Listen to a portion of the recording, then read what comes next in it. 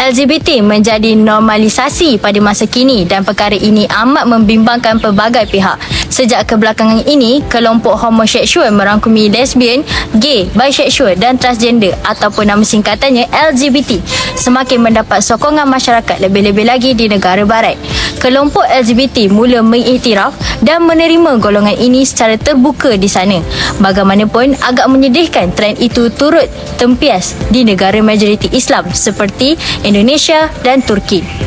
Homoseksual atau dikenali sebagai singkatan LGBT, lesbian, gay, bisexual dan transgender bukan komuniti yang baharu dan merupakan topik yang hangat di dunia. Begitu juga di kalangan rakyat Malaysia. Mengikut kajian, kecenderungan berbeza itu berlaku mulai umur 15 tahun. Namun keputusan menjadi homoseksual bermula pada usia mahasiswa. Hal ini berlaku apabila mahasiswa merupakan antara insan yang berfikiran terbuka dan berpendidikan.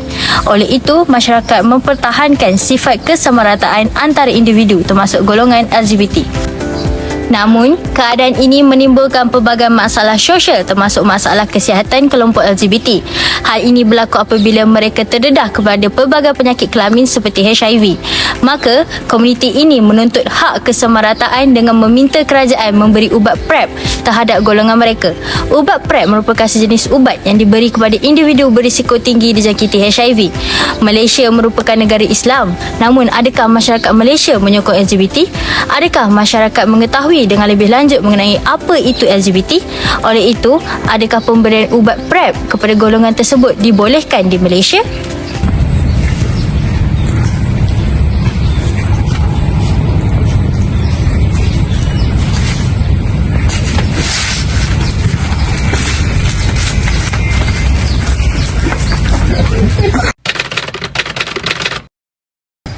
Seterusnya, bagi menjawab persoalan tersebut, kami telah menjalankan kajian tentang fenomena LGBT di Malaysia pada baru-baru ini dengan mengkaji pendapat umum tentang pengetahuan mereka berkaitan LGBT.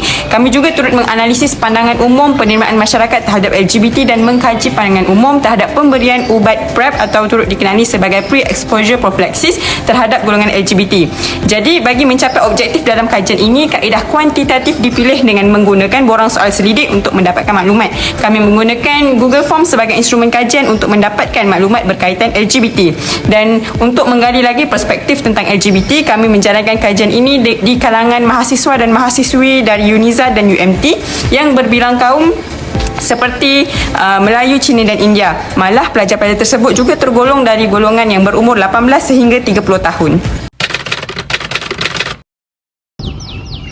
Dalam kajian kami telah menyasarkan 3 objektif, iaitu untuk mengkaji pendapat umum tentang pengetahuan mereka berkaitan LGBT, menganalisis pandangan umum penerimaan masyarakat terhadap LGBT dan mengkaji pandangan umum terhadap pemberian ubat PrEP terhadap golongan LGBT. Bagi melengkapkan kajian kami, mahasiswa dan mahasiswi daripada UNIZA dan UMT merupakan bahagian masyarakat yang dianggap mempunyai tingkat pendidikan yang baik, mempunyai keterbukaan dan keberanian berpendapat serta mempunyai wawasan yang luas dalam menganalisis masalah. Objektif pertama kami adalah mengkaji pendapat umum tentang pengetahuan mereka berkaitan LGBT. Bagi mendapat maklumat responden, kami telah menyasarkan 4 soalan berkaitan dengan objektif pertama. Soalan yang pertama ialah berkaitan dengan penerimaan fenomena LGBT yang seharusnya tidak berlaku dalam kalangan masyarakat di Malaysia. Soalan pertama, ini kami telah mendapat maklumat responden bahawa 86.7% daripada mereka sangat setuju bahawa LGBT seharusnya tidak berlaku dalam kalangan masyarakat di Malaysia. Selain itu, untuk soalan yang kedua ialah berkaitan dengan pengetahuan dalam orientasi seksual dan gender pada LGBT seperti lesbian, gay, bisexual, transgender, queer dan plus. Bagi soalan yang kedua ini, kami telah mendapat maklumat responden bahawa 53.3% daripada mereka yang hanya setuju dan 40% daripada mereka sangat setuju bahawa mereka tahu tentang orientasi seksual dan gender pada LGBT. Seterusnya, soalan yang ketiga ialah berkaitan dengan pengetahuan perbezaan jenis dalam LGBT. Bagi soalan ketiga ini, kami telah mendapat maklumat responden bahawa 46.7% daripada mereka sangat setuju dan 30% daripada mereka tidak pasti tentang adanya perbezaan jenis dalam LGBT. Di samping itu, soalan yang keempat adalah berkaitan dengan faktor-faktor yang terjadinya LGBT di Malaysia. Bagi soalan keempat ini, kami telah mendapat maklumat responden bahawa 36.7% daripada mereka sangat setuju. 33.3% daripada mereka hanya setuju dan 26.7% daripada mereka tidak pasti tentang faktor-faktor yang terjadinya LGBT di Malaysia. Untuk objektif kedua kami adalah menganalisis pandangan umum penerimaan masyarakat terhadap LGBT. Bagi mendapat maklumat responden untuk objektif yang kedua ini, kami telah menyasarkan 3 soalan berkaitan dengan objektif kedua. Soalan yang pertama ialah berkaitan dengan penerimaan suasana yang cenderung ke arah LGBT. Bagi soalan pertama ini, kami telah mendapat maklumat responden bahawa 73.3% daripada mereka tidak setuju sekiranya mereka berada dalam suasana yang cenderung ke arah LGBT. Selain itu, untuk soalan yang kedua ialah berkaitan dengan tahap kemampuan diri sendiri untuk menerima sekiranya orang terdekat atau orang sekeliling terlibat dalam LGBT.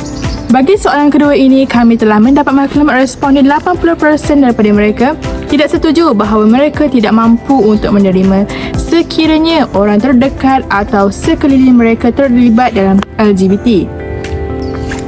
Seterusnya, soalan yang ketiga adalah berkaitan dengan persepsi mereka tentang LGBT harus diterima atau sebaliknya. Bagi soalan ketiga ini, kami telah mendapat maklumat responden bahawa 86.7% daripada mereka tidak setuju untuk menjadikan LGBT sesuatu perkara yang harus diterima dalam masyarakat pada masa kini. Bagi objektif yang terakhir, iaitu objektif ketiga kami adalah mengkaji pandangan umum terhadap pemberian ubat PrEP terhadap golongan LGBT. Apa itu PrEP? Profilaksi prapendedahan, iaitu PrEP ialah apabila seseorang individu mengambil ubat HIV untuk mengurangkan peluang mereka mendapat jangkitan pada masa yang sama menghadapi risiko memperoleh HIV. Bagi mendapat maklumat responden untuk objektif yang ketiga ini, kami telah menyasarkan 3 soalan berkaitan dengan objektif ketiga. Soalan yang pertama ialah berkaitan dengan pemberian ubat PrEP kepada golongan LGBT di Malaysia. Bagi soalan pertama, kami telah mendapat maklumat responden bahawa 56.7% daripada mereka tidak setuju sekiranya pemberian ubat PrEP kepada golongan LGBT dan 16.7% daripada mereka setuju dengan pemberian ubat PrEP kepada golongan LGBT. Malah, 16.7% daripada mereka adalah tidak pasti untuk pemberian ubat PrEP kepada golongan LGBT diberi atau tidak. Selain itu, untuk soalan yang kedua ialah berkaitan dengan ubat PrEP diberi secara percuma kepada golongan LGBT di Malaysia, menyebabkan mereka yang terlibat dalam LGBT semakin menjauhkan diri daripada larangan Islam. Bagi soalan kedua ini, kami telah mendapat maklumat responden 36.7% daripada mereka tidak setuju bahawa ubat PrEP diberikan secara percuma kepada golongan LGBT dan 30% sangat setuju untuk ubat PrEP diberi secara percuma kepada golongan LGBT.